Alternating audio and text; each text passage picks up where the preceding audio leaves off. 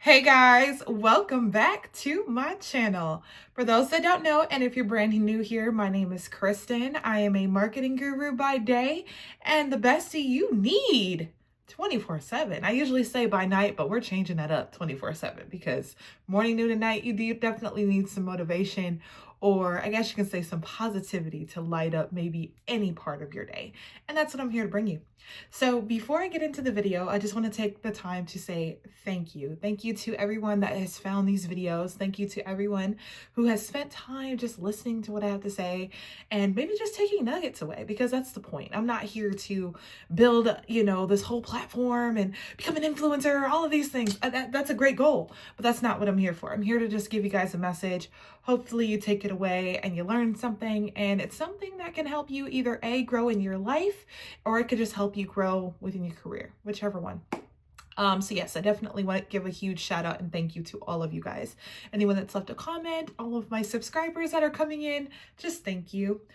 So today's video is, we're going to jump back into basically talking about the career side of things. I know I've spent a great deal of time talking about confidence, talking about removing distractions, and you guys have heard me say I work in marketing, so why not bring that full circle and start talking about that a little bit more? Because pretty soon I do want to start putting up videos of showing you guys how I do what I do during the day, and seeing if it's a career you want to get into. And if it's not, that's fine. But if there's something that you can take away even for your businesses that you're running, or even take back to your current jobs, please do that. That's what it's here for. So the video today is all about why I love my 9 to 5. Yes, I do. I know a lot of times throughout YouTube, what I've been finding is people have been glamorizing entrepreneurship. And don't get me wrong, I do have desires to run my own business and essentially building up this channel, building out the website that I would like for you guys to have some interest in, and we'll talk about it towards the end of the video. All of those things, yes, are entrepreneurial nuggets. I did have a store. I've had those experiences, but there's something about a 9 to 5 for me that works for me in my life. And I'm here to, I guess you can say, give reassurance to the girlies, to anyone that is working just a normal job, okay? And helping you guys, find ways to not only love it, but if you need to make a career switch, what you should look for. Because let me tell you, if you don't wake up and love what you do every single day, my question is, what exactly are you doing? Because you're just letting your life pass you by, and God didn't make you that way. So I'm here to inspire that and help you guys maybe find ways to, again, love the career that you're in, or maybe even seek out ones that would better fit you, if that makes sense. So quick backstory before I go into my points. I have worked in the business development world for over 10 years, and it wasn't until about 5 or so years ago that I started really getting into the marketing side. Now, granted, I do have my bachelor's and associate's degree in business communication, where most of what I did throughout my educational career was in communications, public relations, marketing, you name it, with a tad of business and math. Now, let me be very clear. I'm not a math person. I don't like it. I don't like doing it, but when I have to, I need to. So those are things that I like. But things that have inspired me, even as a child, and a high school student, and a college student, I've always had a passion for writing. I've always had a passion for teaching. And I just wanted to find a career that would pay me to do that without having to jump through too many hoops. But throughout my career in business development, particularly in sales, I was an account executive for some time, and then also a business development rep, which did a lot of front funnel work. And we'll talk about that in a different video, just in case you're not understanding the terminology. But I help businesses kind of grow their revenue. I help people find leads. I helped, I guess you can say, build connections. Those were things that I did, and not only did it help me grow my professional connections, but it also landed me the job that I'm in now, along with giving me the confidence to do what I'm doing right now, which is making videos and connecting with you, my community. So with that being said, like I said, about 5 years or so ago, I really started to get into the marketing side on my own, meaning I started a blog. I started to understand how copywriting works, how graphic design works, again, because I used to do that in college, but for academic purposes. But for my own personal business related things. I had to teach myself. So I taught myself Photoshop.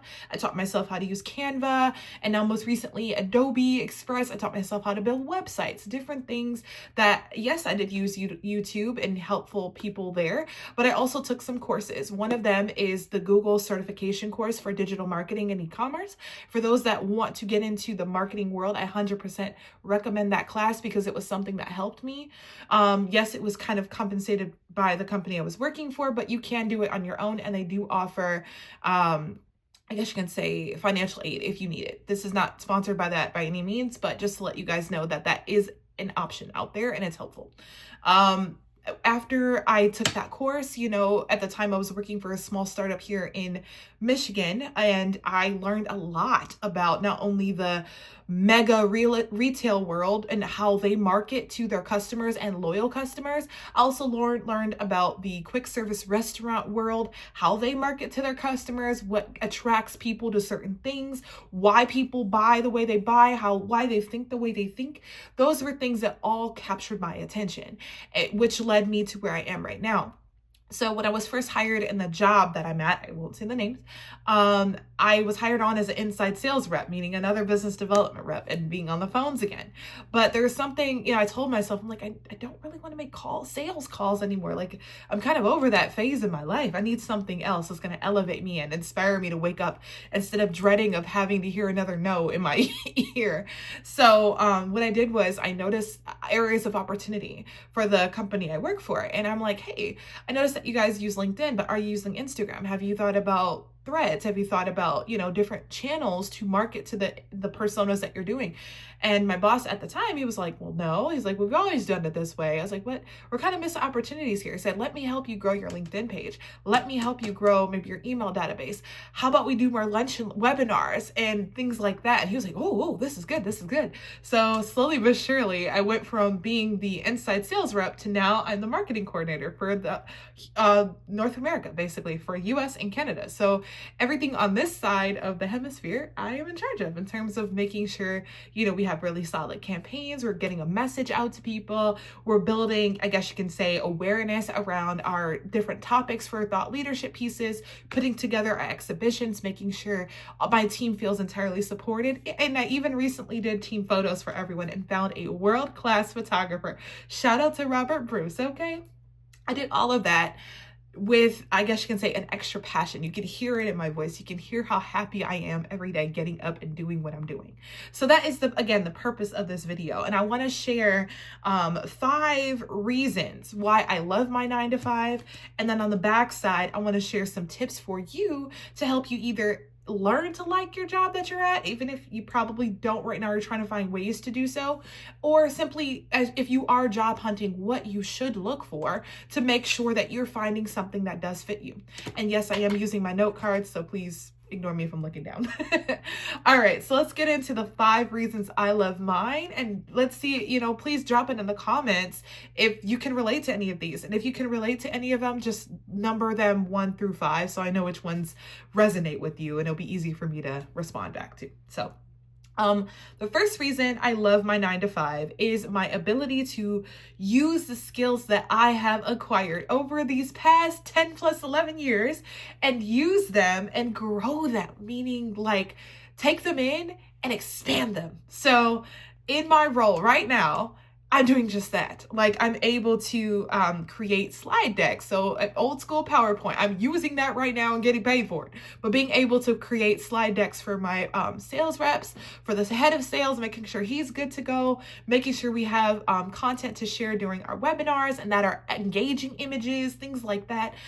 I'm able to use all of that. I'm able to blog. I do blog. I have to do more of those, but I'm able to write. I'm able to expand my creative writing ability to capture a very professional audience. So in the job that am now, our personas are clinical professionals. So your nurses, nursing staff, directors of nursing, facilities, people at behavioral health facilities. Those are people I'm talking to. I'm also talking to world-class architects and getting able to connect with these guys. People I would never in a million years think I'd be able to talk to.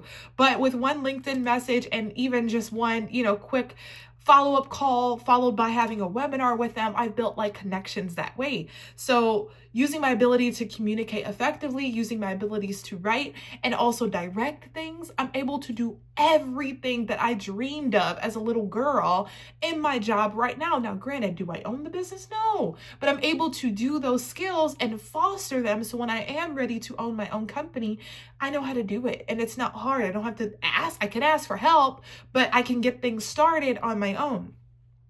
The second reason I love my 9 to 5 is the creativity is boundless for me. And there are always moments to learn and take in more, I guess you can say, ways to expand and improve my skill set. And one of the ways that I've been able to do that has been recently. I wrote a really good blog post. And initially, my team, I do have a copywriter and then also my boss, a CMO, they looked at it and they're like, oh, this sounds good. And then my CMO was like, wait, let me take the blog back. Let me read through this a little bit more. And he gave me some constructive criticism. At first I was like, oh, you didn't like my writing? And that was my first reaction. But to be honest, he was like, no, I love the writing. He was like, but the tone, it sounds more like, you're being a little mean to one of the personas. And I was like, I'm being mean. So I kind of reread it in a way, detaching myself from my writing. And I discovered he wasn't wrong. I did sound a little judgmental in my writing. So I had to kind of take that back and revise a couple things. And that's okay. Because I was like, well, hey, you're helping me. Because I hate for this to go out and somebody gets offended by what I write. And I didn't think it sounded bad. But it was a learning moment for me. So in the career that I'm in now, you guys can see like I'm smiling like crazy. I'm able to not only be creative with how I write, but I'm also able to learn to continue to write better and get better every single day. And one of the things I've challenged myself with is writing an ebook. And then I'm also in charge with writing a webinar from start to finish and making sure everybody's on the same page, even if they're not on our team. Like our guest speakers, my senior leadership team, make sure they know what to say, when to say it, how it should sound, things like that. And I'm able to learn even from maybe previous webinars that didn't have a higher audience rate to ones that there was just not enough space, getting to see like what works, what doesn't work. And that's where creativity comes into play, because one of the things I love about my job and working in marketing is that nothing ever stays stagnant. Nothing stays the same. Things are always changing. People want to be marketed to in different ways. Like I mentioned, we talk to different personas, architects, clinical professionals, security people, facilities, C-suite. Everybody's thinking about different things. So I can't send out the same message to all of these people in the same way. They all have different things that are important to them. And it's important to tailor the message, whether it's tweaking a word or tweaking what platform I'm using to make sure the message is resonating almost in the same way, but that we're able to get kind of the same results, which would be more people coming to our webinars, more customers, more returning customers, things like that. So I can go on, but that's the point for point 2 of creativity being boundless. The third reason I love my job is stability. Okay, let's take a step back from the career itself, and let's look at what it's allowed me to do.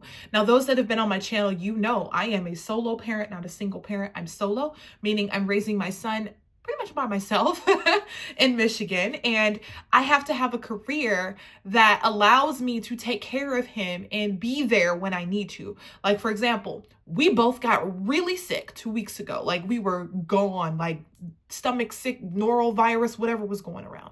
I had to be able to jump up from my desk because he threw up in school, get him to urgent care, make sure he's home, and still, have the ability to work when he's sleeping.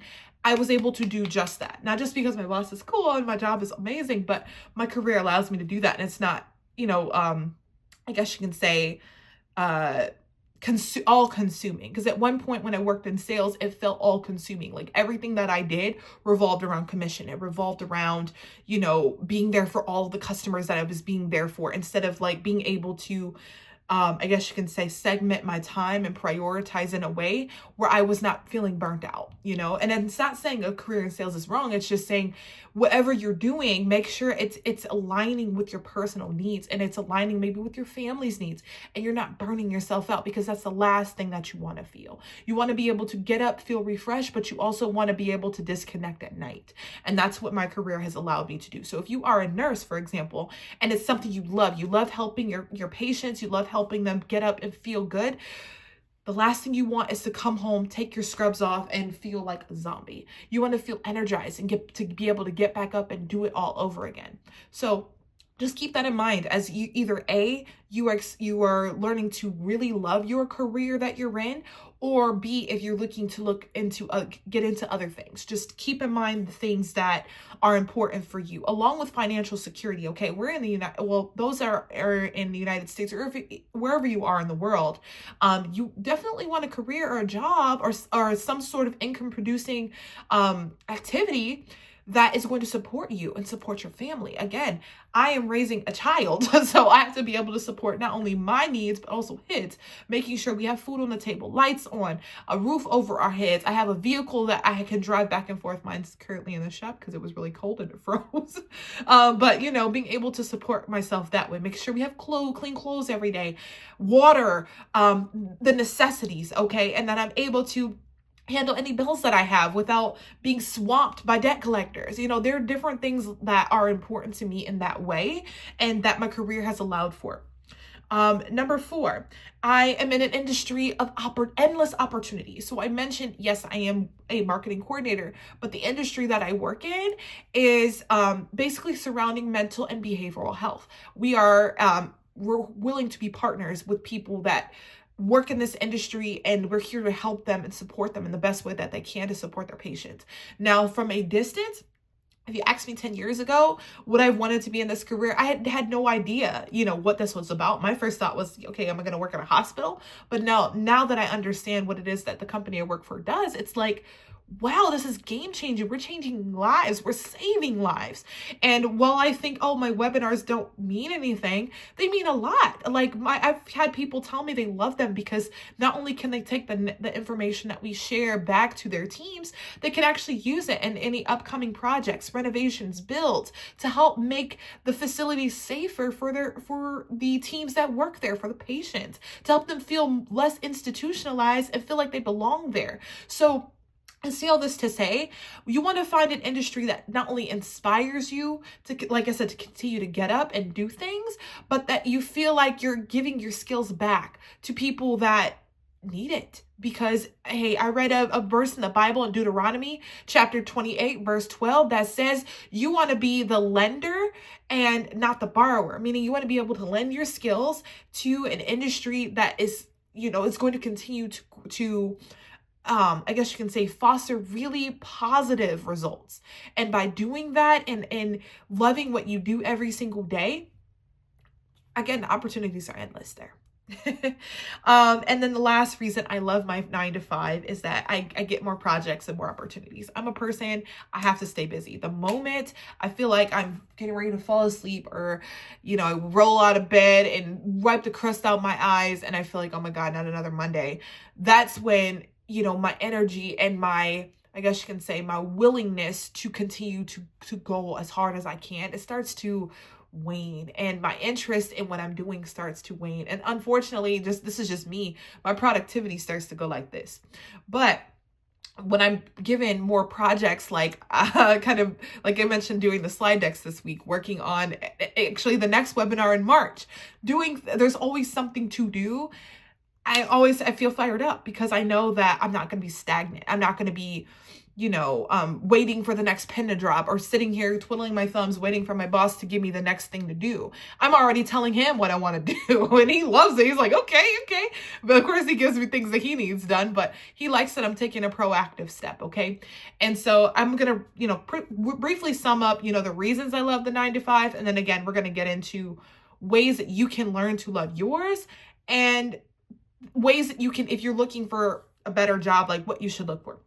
So again, number 1, my ability to use my skills and grow them. Number 2, creativity is boundless. Number 3, stability, financial security. Number 4, an industry that's filled with opportunities to help people. And number 5, more projects and more opportunities to grow as a industry professional, and also to possibly continue to climb up the ladder. Because despite what anybody says about, oh, you don't want to climb the ladder, that's boring. Listen, I'm a millennial. My mother was raised in a way where, yes, my grandmother was an entrepreneur in her own right, and she did very, very well. But my mom, she's worked her way to being, an executive assistant to our sheriff. So she's been doing really good. And I was inspired by that. So again, just find things that inspire you to either A, continue to do what you're doing and you're not in your 9 to 5, because that's what this video is about. Or if you are a business owner, find things that continue to inspire you to grow and expand your business. All right, here are just 4 things that you should definitely consider when you're trying to find ways to love your 9 to 5, or again, look for other ones. Number 1, find things that you love to do. What is it that you love to do? What is it that you can get out of the bed and jump and start doing? For me, it's journaling and writing. I could do that all day. I can read all day when I find books I like. I can do arts and crafts with my son. I can sit and glue little papers and do art and paint because that's what I love to do. You need to figure out what that is. It could be a multitude of things. I talked to my boyfriend the other day, and he is looking into maybe taking a certification course. He is taking, college classes, but he's like, I want to do a certification class. What do you think I'd be good in? And I was like, well, I know that you like to lead things, you like to do projects, you like to do certain things that, are clicking in my mind of keywords. So I was like, project management. So what I did was I sent him a course that is similar to the Google course I took, but specific for project management. And he was like, this is what I like. I like this. I like this. It wasn't because I sent it to him, but he was able to read through it and find nuggets that fit him. So take that for yourself as well. Find something that you like to do.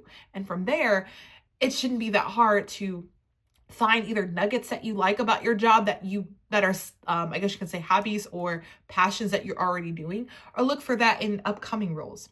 Number 2, what does your life need right now? I mentioned in my life, I'm a solo parent.